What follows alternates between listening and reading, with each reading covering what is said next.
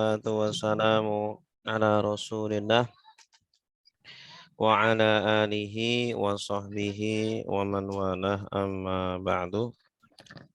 Subhanaka la ilma lana illa ma 'allamtana innaka antal alimul hakim wa tub 'alaina innaka antat tawwabur rahim. Rabbi shrah li sadri wa yassir li amri wahlul 'uqdatam min lisani yafqahu qawli.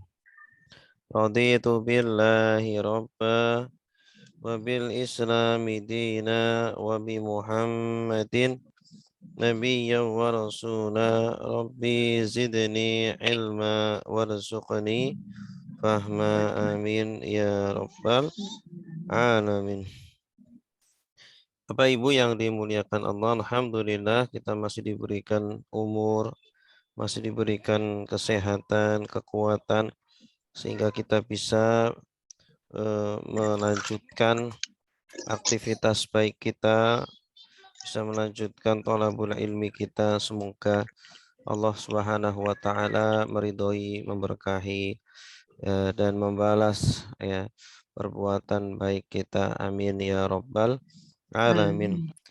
Pada sore hari ini insya Allah kita akan kembali untuk mempelajari tentang ilmu tasawuf, ya, ilmu tentang penyucian hati, penyucian diri. Insya Allah tema kita pada hari ini adalah tentang bahaya riya. Ya. Riya ini adalah berasal dari kata ro'a. Ro'a ya ro, ya, ro la taro ru'yatan, artinya melihat. Ya, sedangkan kata riya dari kata ro'a yuroi, riyaan, artinya berbuat agar dilihat oleh orang lain. Ya, dengan tujuan agar dipuji untuk mendapatkan perhatian orang lain. Ya, caper, cari perhatian orang lain. Ya, kalau dalam urusan dunia atau dalam urusan bukan ibadah, ya insya Allah tidak apa-apa. Ya, tetapi kalau dalam urusan agama, dalam urusan ibadah, ketika ibadah yang kita lakukan tujuannya untuk menarik perhatian orang agar memandang kita, ya, dengan sebuah kebaikan, karena perbuatan kita itu, ya, seumpama kita sholat agar dilihat orang memandang kita, orang rajin sholat, orang rajin ibadah gitu, maka ini adalah riya. Ya, tujuan ini adalah riya, dan riya ini adalah haram, bahkan termasuk dosa besar, ya, dan sangat dibenci oleh Allah Subhanahu wa taala. Kenapa dia sangat dibenci? Karena dia telah menipu Allah, ya, dia telah mempermainkan Allah, ya. Dia menggunakan nama Allah tetapi ternyata untuk kepentingannya sendiri, gitu. Allah Subhanahu wa taala berfirman di dalam surah Al-Maun, fawailul lil musallin alladzina hum an salatihim sahun alladzina hum yura'un. Maka celakalah bagi orang-orang yang sholat. Ya, celaka. Ada yang mengatakan wail ini adalah satu lembah di jahanam, lembah di neraka jahanam. Untuk siapa? Orang-orang yang sholat, yang mereka lalai di dalam sholatnya. Mereka tidak fokus, tidak khusyuk di dalam sholatnya, lalai. Yang mereka riya, ya, yang mereka mencari perhatian manusia, perhatian makhluk, bukan mencari perhatian Allah Subhanahu wa taala. Kan riya ini, ya, termasuk syirik, ya, walaupun syirik kecil. Dalam sebuah hadis Nabi Shallallahu Alaihi Wasallam bersabda, Yaqulullah Azza wa Jalla, Allah Subhanahu wa Ta'ala berfirman, ya berarti ini hadis qudsi, man amila li amalan asyraka fihi ghairi fahuwa lahu kulluhu wa ana minhu bariun. Barang siapa yang mengamalkan satu amalan, ya, yang menduakan aku dalam tujuannya, ya tujuannya bukan untuk aku, untuk selain aku, maka baginya amalan dia. Nah, apa yang dia dapatkan hanya itu saja. Ketika dipuji di dunia, maka hanya itu saja balasan dari perbuatannya. Ya, dia sudah bersedekah seumpama ya 1.000.000, maka balasannya adalah seumpama dipuji orang, hanya itu, atau dipilih orang dalam pemilu, ya hanya itu balasannya. Wa ana aghnal aghniya anisyirki, dan aku Allah adalah orang yang paling kaya di antara orang-orang yang kaya, orang yang paling tidak butuh ya kepada siapapun, karena Allah adalah Tuhan. Wa qala sallallahu alaihi wasallam, dan Nabi sallallahu alaihi wasallam bersabda, inna akhwafa ma akhafu alaikum asyirkul asghar, ya hal yang paling Rasul takutkan dari kita umatnya adalah syirik kecil, ya. Nah, kalau syirik besar, semua dari umat Nabi sangat berhati-hati, sangat menjaga, ya, sehingga biasanya kalau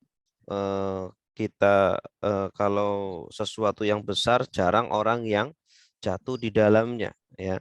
Tapi justru orang sering terjatuh, sering terpeleset ketika pada perkara-perkara yang kecil karena kelalaiannya, ya, karena kelalaiannya. Jadi kecelakaan di lalu lintas kebanyakan bukan karena orang yang belum bisa menyetir, ya, belum bisa menyetir mobil atau motor, tapi karena kelalaian, ya, kelalaian dari pengendara.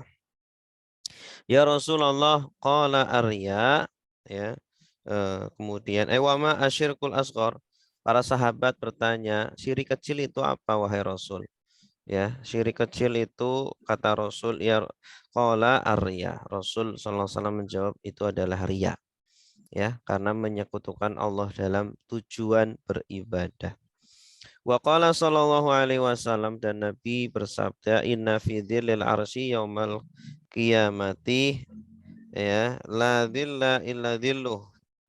Ada orang yang akan mendapatkan naungan Allah nanti di padang mahsyar, hari di mana tidak ada naungan kecuali dari Allah, yaitu rajulan tasaddaqa biyaminihi, seorang yang bersedekah dengan tangan kanannya, fakana yukhfiha an shimali, kemudian tangan kirinya tidak mengetahui, ya.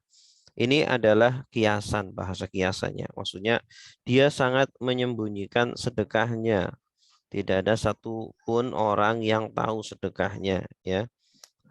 Apa namanya? Hanya Allah saja. Dia tidak pernah khawatir sedekahnya sia-sia, ya, ketika tidak ada yang tahu. Tidak pernah khawatir Allah tidak tahu sedekahnya. Allah selalu tahu. Sekecil apapun ya apa yang kita lakukan, Allah selalu tahu, dan cukuplah Allah yang tahu amal-amal kita. Tidak perlu manusia tahu. Walidzalika warada inna fadla amala sirri ala amali jahri bisab'ina dhi'fa. Maka dari itu ya, ada sebuah riwayat yang mengatakan bahwa keutamaan amal tersembunyi, amal sirri, amal kebaikan, ibadah yang sirri, yang sembunyi-sembunyi, yang tidak diketahui kecuali kita saja, ya keutamaannya apa? Ya dibanding amalan jahri, amalan yang dilihat oleh orang lain, bisa ba'ina di'fa, kata Rasulullah, itu keutamaannya itu 70 kali lipat dibandingkan amalan yang dilakukan secara terlihat oleh manusia. Ya, makanya merugi sekali, ya, orang yang hanya beramal ketika dilihat oleh orang lain. ya. Maka kita seharusnya sebaliknya perbanyaklah amal-amal yang tidak dilihat oleh orang lain, tidak diketahui oleh orang lain. Karena keutamaannya 70 kali lipat ya, 70 kali lipat.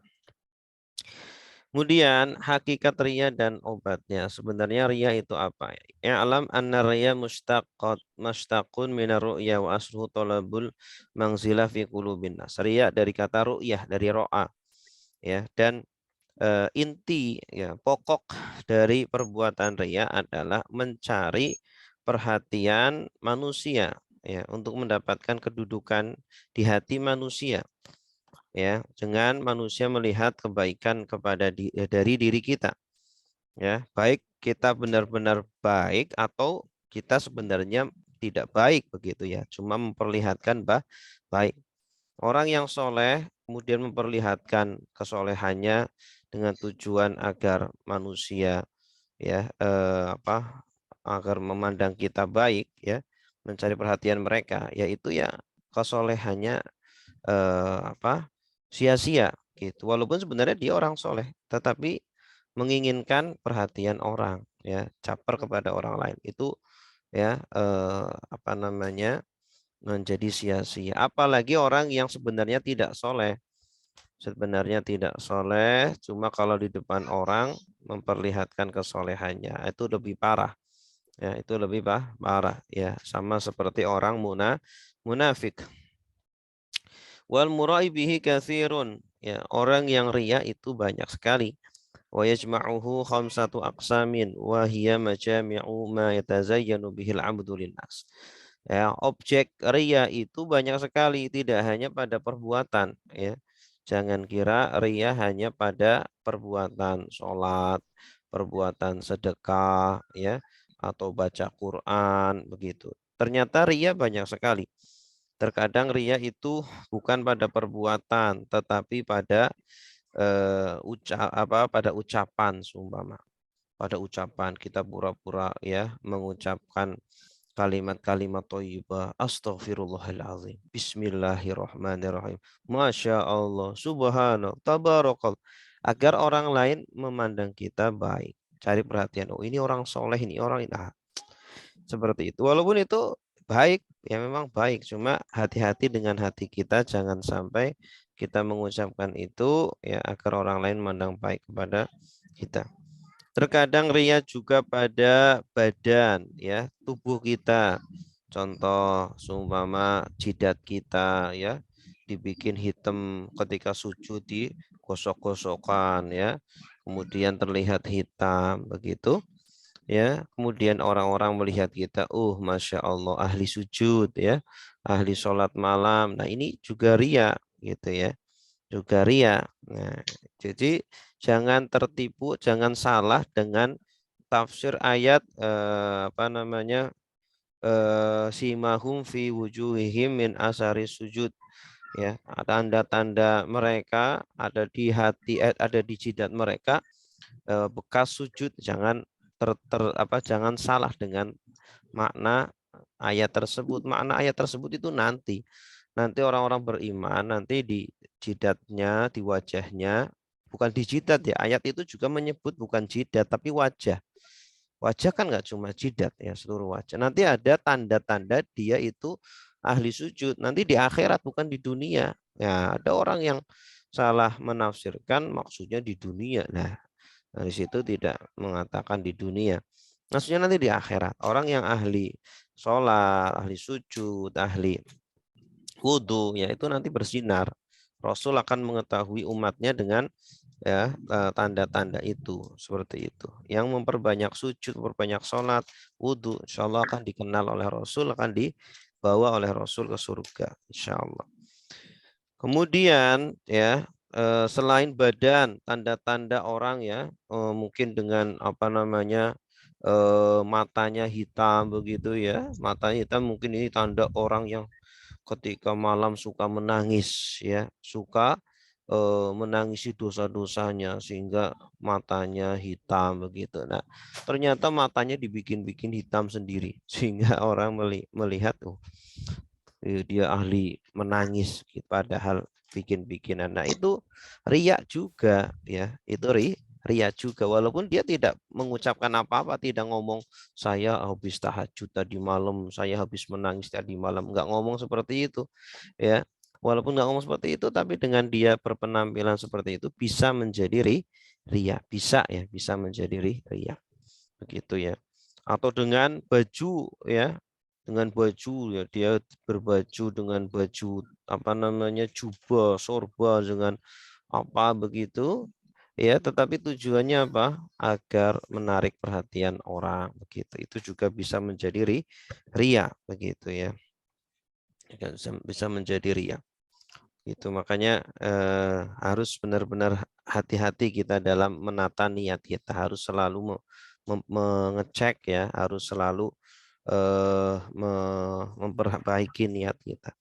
Wal qaul dalam ucapan, wal amal dalam perbuatan, wal atba' ya, mengikut ya. Terkadang kita punya murid banyak gitu ya. Kemudian kita bawa murid kita ke sana kemari gitu agar orang-orang lihat, ini syekh, ini ulama, ini muridnya banyak, cium tangan semua, nah melayani semua. Nah ini juga sama, bisa menjadi riya kalau tidak hati-hati dalam memasang niatnya.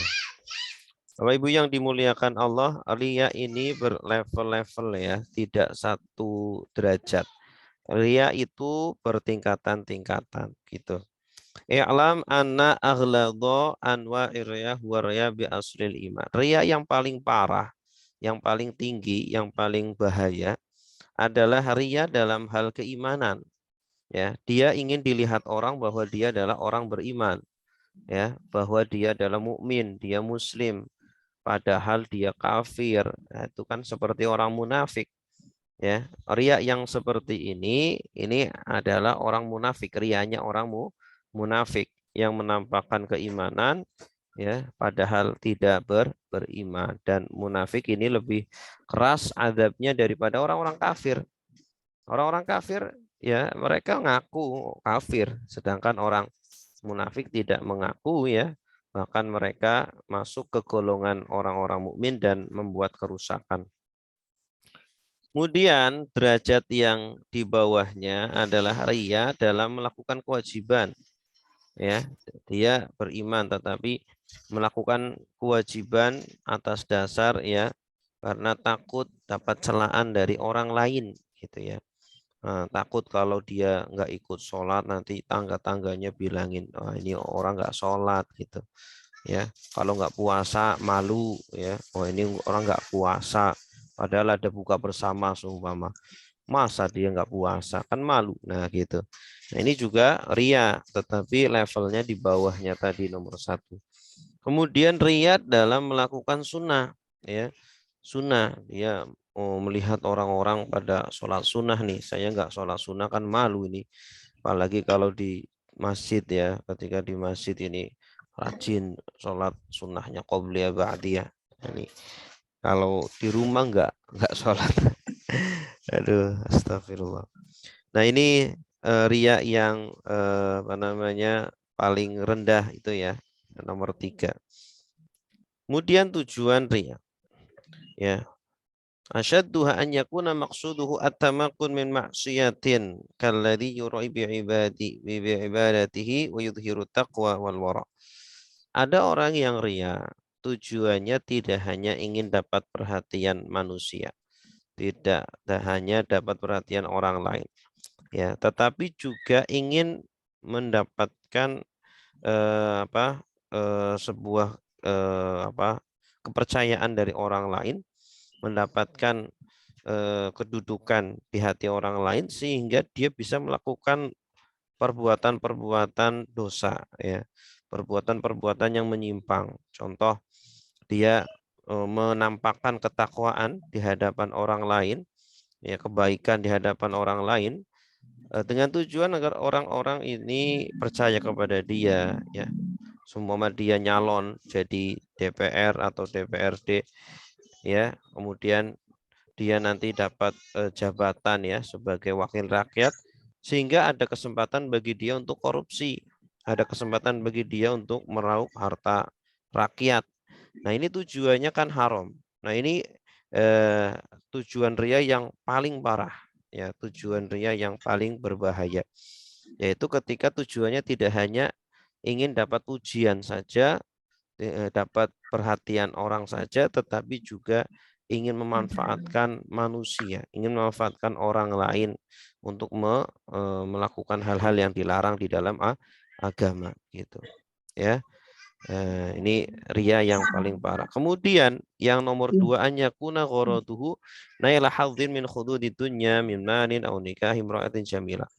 Yang nomor dua di bawahnya, dia ria tujuannya hanya ingin mendapatkan perhatian orang dan mendapatkan harta mereka, atau bisa menikah dengan seorang wanita, ya, seperti orang yang seumpama seorang bujang gitu, ya, seorang bujang yang menampakkan kesolehan ketakwaannya di hadapan calon mertuanya, ya, agar dinikahi dengan anaknya yang cantik jelita gitu, ya, atau yang kaya raya begitu, atau yang bertahta begitu, sehingga dia bisa menjadi orang yang menikah dengan anaknya itu, ya, luar biasa, bisa dapat hartanya, bisa dapat anaknya, bisa dapat jabatannya. Nah, ini nomor dua begitu, ya, tingkatan ria yang nomor nomor dua.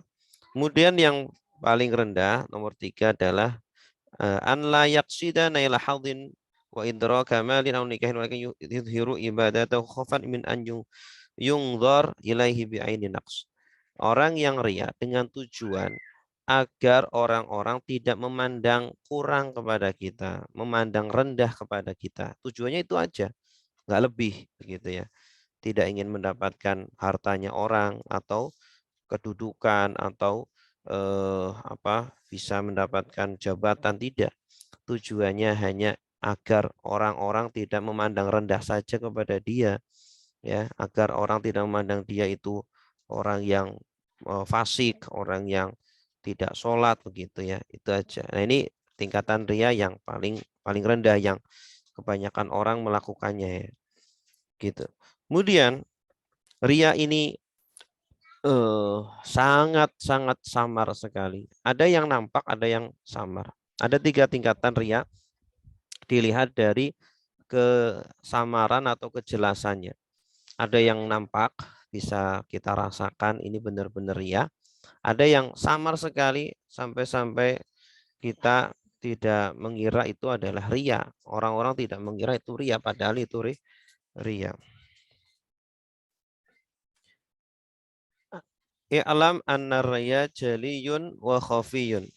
Ya, ria itu ada yang jelas nampak, ada yang samar, ya. Adapun yang nampak, walladzi yab'asu 'alal amal wa yahmilu 'alaihi walau qasada as-sawa. Ria itu, ria yang pertama yang jelas, ya, yang nampak, yaitu apa? Ya, ria yang menjadikan kita melakukan sebuah ibadah begitu. Gara-gara ada orang, ya, gara-gara ada orang yang asalnya kita nggak mau melakukan sebuah ibadah, kita jadi melakukan ibadah. Nah, itu ria yang paling terlihat begitu, ya. Biasanya dia nggak sholat, tapi gara-gara ada tamu datang ke rumahnya, datang waktu sholat, dia ujuk-ujuk sholat.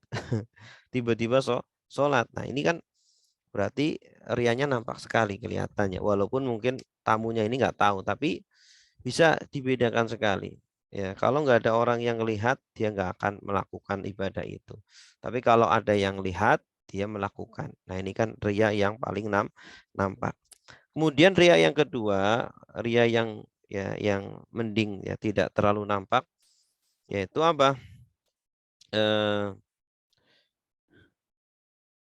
Ria yang biasanya orang itu melakukan ibadah, tapi kalau ada orang lain melihat dia sedang melakukan ibadah, ibadahnya menjadi lebih semangat. Dia lebih semangat melakukan ibadah itu. Biasanya melakukannya malas-malas, ya, sholat malas-malas. Ketika sholat dipercepat sholatnya, biar cepat selesai. Tapi ketika dilihat orang, diperlama, berdirinya lama, ya, sampai sejam, rukuknya lama, sujudnya lama, itu kalau dilihat orang lain. Padahal kalau nggak dilihat orang lain, sholatnya biasa aja, ya nggak cepat, nggak lama-lama gitu, nggak dikhusyuk-khusyukkan gitu. Nah, ini kalau dilihat orang lain jadi lebih khusyuk begitu ya. Ketika baca Quran, kalau dilihat orang lain bacanya lebih tartil, lebih fasih. Tapi kalau nggak dilihat orang lain, bacanya biasa aja ya. Itu. Nah, ini tingkatan riya yang ya apa namanya tengah-tengah ya, samar tidak, jelas juga tidak. Kemudian yang terakhir adalah riya yang paling samar ya. Riya yang paling samar yaitu apa? Orang tersebut biasa melakukan sebuah ketaatan, ya, biasa melakukan sebuah ibadah, ya. Ketika dilihat oleh orang lain, ibadahnya masih biasa aja, tetap ya, seperti yang dia lakukan ketika tidak dilihat orang lain. Tetapi ketika ibadahnya dilihat oleh orang lain atau diketahui orang lain, dia menjadi senang, ya. Ya, adanya rasa senang di dalam hati ketika orang mengetahui ibadah kita, ya, atau melihat ibadah kita itu juga ria gitu. Masya Allah, ini aduh sulit ini manusia atau kita ya bisa selamat dari ria yang paling samar ini gitu ya. Orang yang ikhlas seharusnya ketika dia diketahui ibadahnya, dia malah apa namanya marah ya, atau dia malah merasa ibadahnya itu jadi gugur semuanya gitu, rontok semuanya, tidak bermanfaat semuanya begitu.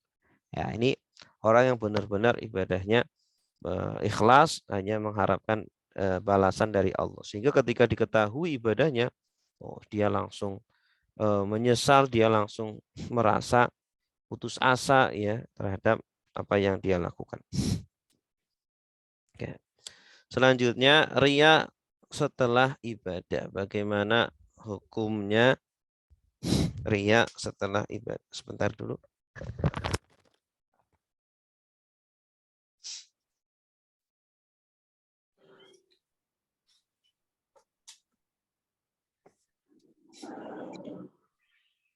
Sulit ya Pak Muhammad ya, jaga hati ini.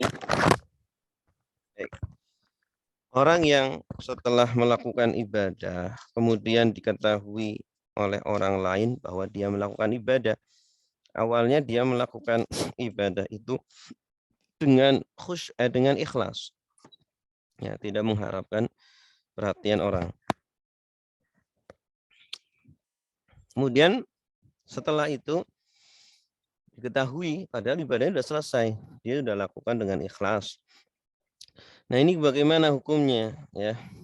Idza qadal 'abdu ibadata 'ala al-ikhlas summa warada 'alaihi waridur riya fala yakhlu imma yakuna an yarida 'alaihi ba'da faraghi min al-'amal. Fa in warada ba'da al-faragh sururun mujarrad bi-dhuhur min ghairi idharin fa hadha la yufsidul 'amal. Ya, kalau dia hanya merasakan senang saja ya, ketika diketahui amalnya sudah dia lakukan, terus orang lain tahu gitu ya. Terus dia di dalam hatinya cuma ada perasaan senang saja, ya, senang saja karena dipuji mungkin gitu. Maka dan tidak ada kesengajaan dari dia ingin membuka amalannya itu ya, agar diketahui oleh orang lain, maka yang seperti ini tidak apa-apa, tidak merusak amal gitu. Ya, karena amalnya sudah sempurna ya. Karena amalnya sudah selesai, sudah dilakukan selesai. Kecuali kalau ya amalannya itu nampak karena dia sengaja yang menampakkannya, atau dia yang berbicara ya, cerita, oh saya selama ini sudah tahajud selama gitu ya. Maka yang seperti ini yang dia khawatirkan gugurnya amal. Ya, dia menceritakan amal-amalnya itu, ya, sengaja dia menceritakan. Kalau yang menceritakan orang lain, ya, tidak apa-apa, asalkan kita hanya di dalam hati kita mungkin hanya senang saja. Tapi lebih baik ya, tidak merasa senang ya, justru merasa khawatir, takut ini amal kita menjadi gugur begitu. Nah, kemudian bagaimana kalau orang yang ria di awal atau di tengah amal, dia masih melakukan amal ibadah, kemudian ria ya. Jika ria itu datang di tengah ibadah, namun hanya perasaan senang saja dilihat oleh orang lain, maka diterima amalnya. Ya, jadi kalau dia ikhlas ya, melakukannya ikhlas nih. Ya, ketika dilihat oleh orang lain, dia hanya senang saja gitu, tapi tidak sengaja untuk memperlihatkannya, padahal dia masih mengerjakannya, maka tidak apa-apa ya. Tapi kalau dia melakukannya itu eh, dia melakukan ibadah itu ketika dilihat oleh orang lain, makin makin dibikin-bikin, makin semangat. Nah, itu maka itu ria yang level 2 tadi ya, yang menjadikan amalnya sia-sia gitu ya. Amalnya sia-sia ya. Jadi ketika dilihat orang lain ya biasa saja gitu. Jangan kemudian dibuat-buat gitu. Jika riaknya dilakukan pada awal ibadah, dari awal memang niatnya bukan karena Allah, karena orang lain. Nah, kemudian di tengah-tengah dia mencoba untuk beristighfar ya, mencoba untuk minta ampun, ya Allah, astagfirullah kok saya riak gitu ya. Maka bagaimana hukumnya gitu? Maka hukumnya ibadahnya sia-sia. Ya, ibadahnya sia-sia karena dia diawali dengan riya begitu. Lebih baik diulangi lagi ibadahnya. Obat riya. Nah, bagaimana cara mengobati riya agar kita selamat dari penyakit riya? Ada dua obatnya ya. Ada dua cara bagaimana mengobati riya. Yang pertama adalah qal'u uruqihi wa usulihi allati minha insyi'abuhu. Dengan mencabut akar riya. Ya. Penyebab riya itu. Orang riya itu kenapa? Ya, kenapa dia itu melakukan riya? Pertama karena cinta kedudukan, ya, cinta pujian, ya, dia suka untuk dipuji, dia suka untuk mendapatkan jabatan, ya, mendapatkan harta dari orang gitu. Yang kedua, dia takut dicela, dia nggak kuat kalau dihina oleh orang lain, nggak kuat dia dihina oleh orang lain, walaupun hakikatnya dia seperti itu begitu ya. Yang ketiga, cinta apa yang ada di tangan orang lain ya, ingin mendapatkan harta, jabatan, ya, tahta orang lain, kemudian dia ria sehingga orang percaya kepada dia, menyerahkan itu. Yang kedua ya, kedua dengan menolak sekuat mungkin. Cara untuk menghilangkan ria ketika datang di dalam hati kita ya, ketika kita mau beribadah atau sedang beribadah kok, aduh ini saya melakukan ibadah ini tujuannya ini orang ini, maka sekuat mungkin kita tolak ya, hilangkan tujuan-tujuan itu dan hanya fokuskan tujuan kepada Allah Subhanahu wa taala, serta mempelajari ya hakikat ria itu ya, mempelajari obat-obat ria ya, cara-cara ria masuk ke dalam amalan kita gitu ya, dengan sedetail-detailnya, membaca kitab-kitab yang membahas tentang ria gitu ya. Kemudian obat ria juga, seorang murid harus memuaskan hatinya dengan penglihatan Allah ya. Kita harus puas terhadap maha taunya Allah, maha melihatnya Allah terhadap hambanya. Harus semakin yakin bahwa Allah maha melihat terhadap semua amalan kita, perbuatan kita. Tidak pernah Allah menyia-nyiakan amalan kita. Jangan khawatir walaupun tidak ada orang yang melihat amalan kita, Allah melihat, Allah mencatat gitu ya. Walaupun orang lain tidak melihat. Yang kedua, yang beramal harus berhubungan dengan manusia. Ada orang yang beramal harus berhubungan dengan manusia. Contohnya memberi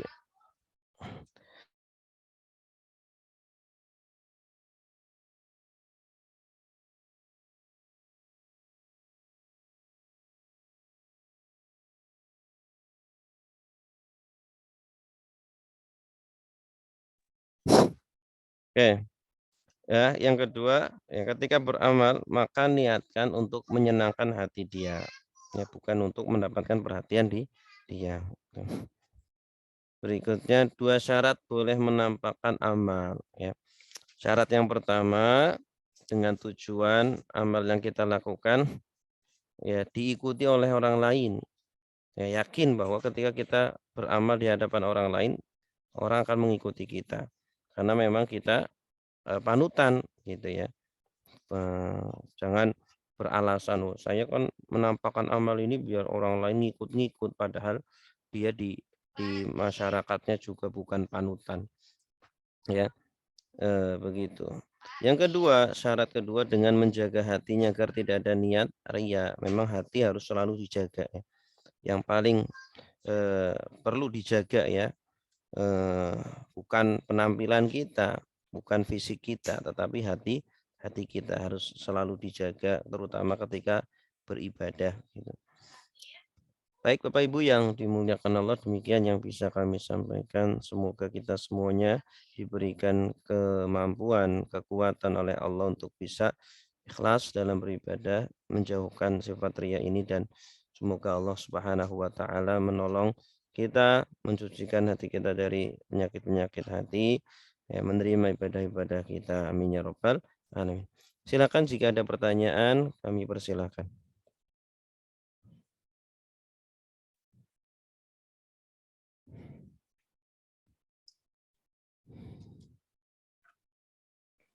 Sulit menjaga hati ini.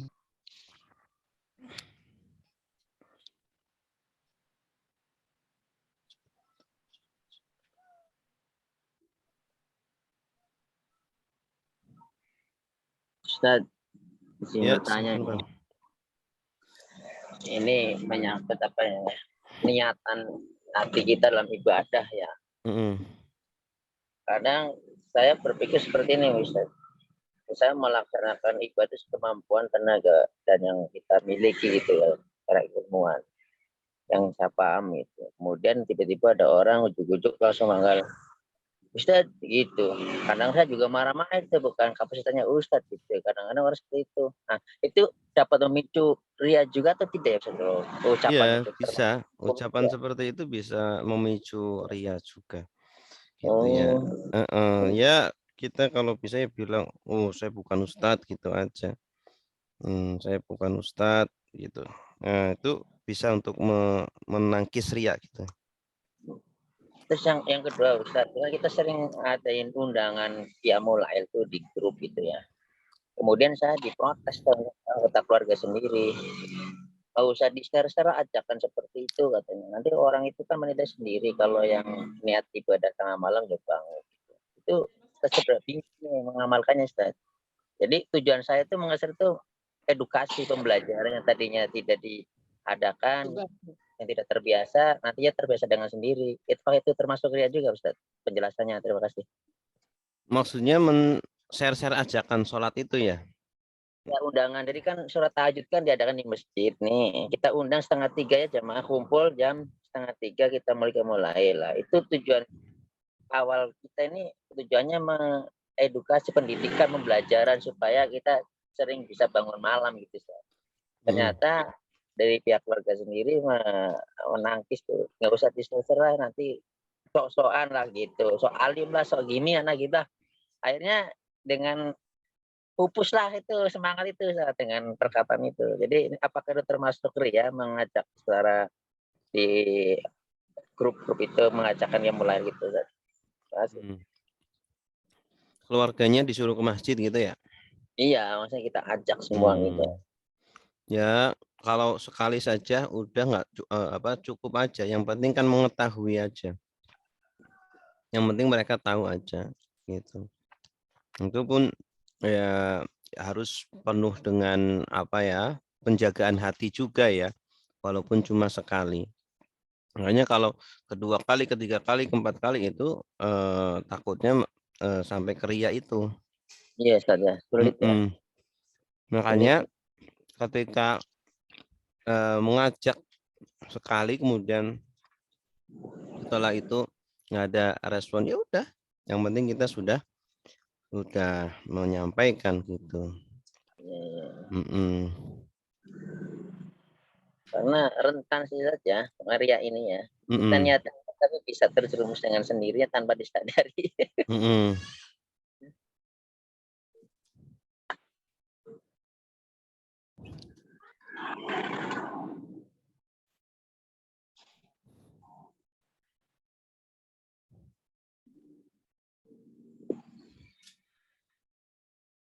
Ya, ada lagi silakan.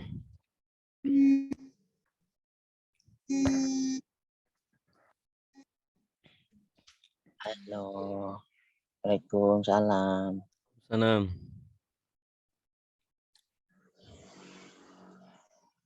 Iya nanti ya. Saya lagi ya.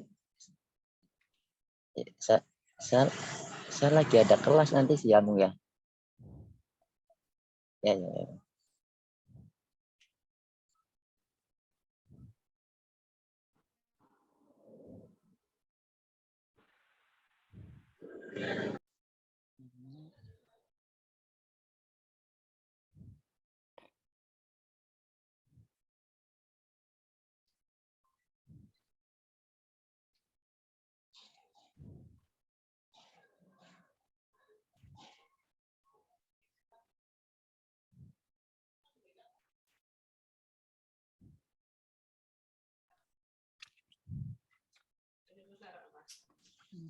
Tasawuf.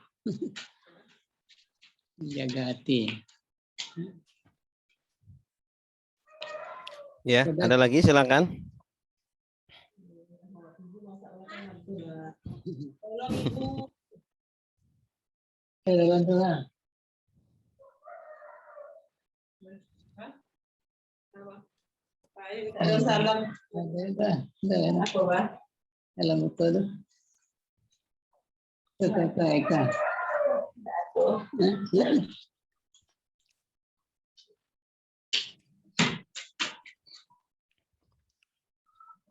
Cukup.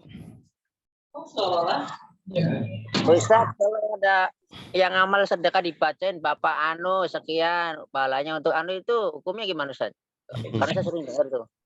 Ya, boleh disebutkan. Cuma ya itu ditakutkan riya, ya, ditakutkan riya. Kalau memang apa namanya, sebenarnya itu usaha dari masjid ya agar untuk sebagai bentuk penghormatan atau amanah sudah menyampaikan sudah mencatat donasi-donasi itu. Sebenarnya ya itu dari pihak yang diberi donasi ya boleh-boleh saja. Ya, tetapi permasalahannya pada pihak yang memberi donasi itu, ya. Apakah harus menyembunyikan amalnya atau menampakkan, ya. Cara menyembunyikannya bagaimana ya? Tinggal bilang aja, tolong jangan sebut nama saya, tolong sebut apa? Hamba Allah saja. Itu kan salah satu cara gitu ya untuk menjadikan tertutupnya amal kita begitu. Ya, kembali ke masing-masing. Ya, gitu.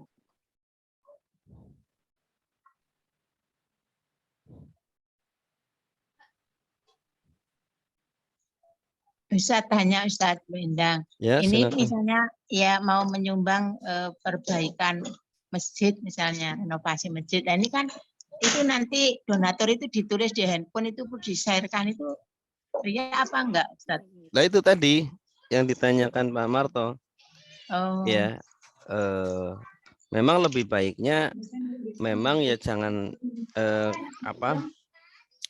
kalau dari pihak yang mendonasi harusnya meminta kepada yayasannya agar tolong tulis hamba Allah saja, itu lebih baiknya gitu agar menjaga ria.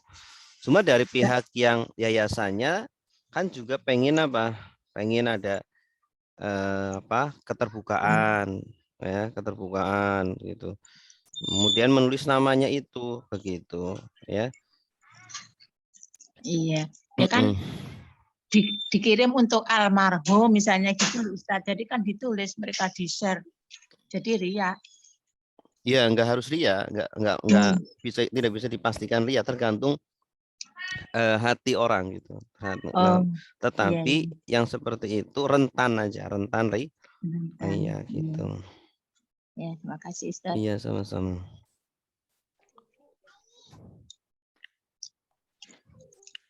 Ada lagi? Satu lagi boleh Ustaz? Ya, boleh. Tadi saya kurang menyimak perbedaan gugurnya amal dan tidak berlakunya ria itu tidak mengurangi nilai amal itu sendiri. Tadi kondisinya seperti apa saja? Yang mana tuh?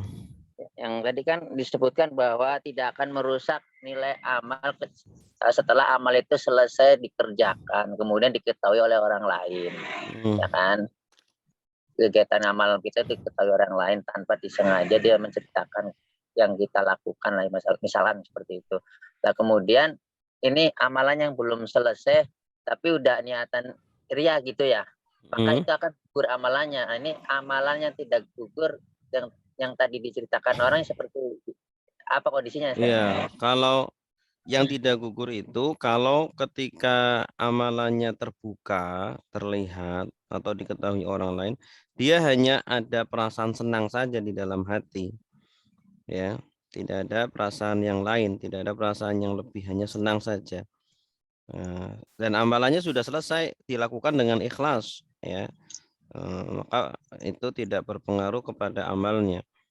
Gitu. Yang menjadi gugur, yang bisa menjadikan gugur, dikhawatirkan gugur amalnya adalah ketika dia menceritakan itu sendiri sengaja dengan ada unsur kesengajaan. Kalau ada unsur kesengajaan, dia ceritakan, nah itu yang sangat dikhawatirkan ya akan menggugurkan amalannya. Tapi ya lagi-lagi balik kepada hati itu, hati orang itu. Gitu ya. Kalau untuk niatnya baik untuk sebagai pelajaran bagi orang lain ya, tidak ada unsur untuk ria, maka insya Allah selamat. Tapi kalau tidak ada, ternyata ada kepentingan pribadi agar orang melihat kita semakin hebat gitu ya, semakin wah itu gugur. Baik, terima kasih banyak. Ya, sama-sama.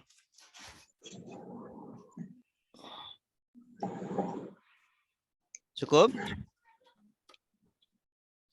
Nggak ada lagi? Oke, kalau cukup, mari kita tutup dengan membaca doa kafaratul majlis. Subhanakallahumma wa bihamdika asyhadu an la ilaha illa anta